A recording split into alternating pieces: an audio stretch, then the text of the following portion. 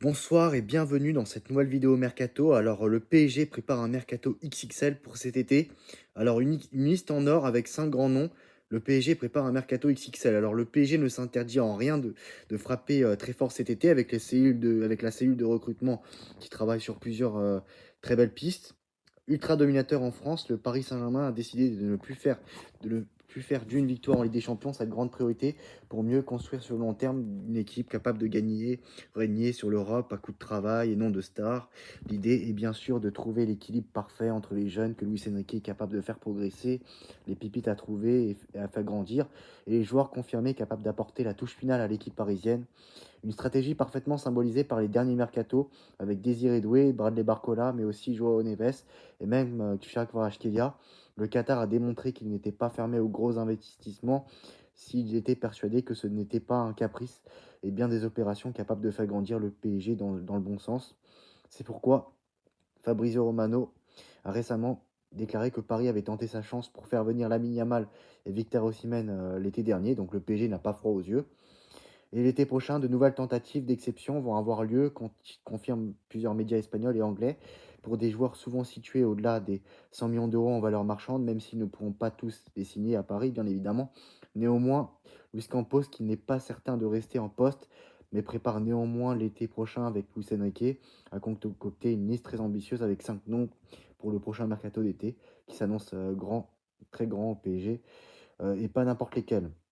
En effet, on y retrouve deux joueurs courtisés de longue date, le défenseur central de Liverpool Ibrahima Konaté et le milieu de terrain allemand du Bayer Leverkusen Florian Wirtz.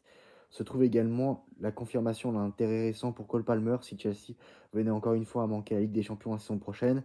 En attaque, de noms de gala avec Vinicius Junior qui se pose des questions sur son avenir au Real Madrid et n'a toujours pas prolongé son contrat au Real Madrid, ainsi que Victor Osimhen, toujours dans le viseur du PSG, même si pour l'instant il est plus proche d'une arrivée à Manchester United qu'autre chose, quoi, le joueur nigérian.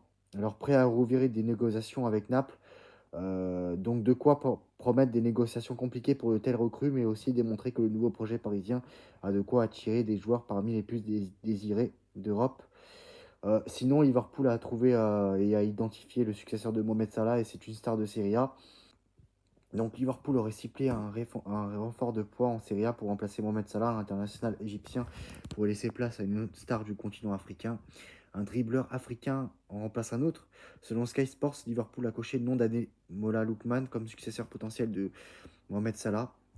L'international égyptien est lui en fin de contrat en juin avec les Reds et ne semble pas prêt à prolonger son contrat.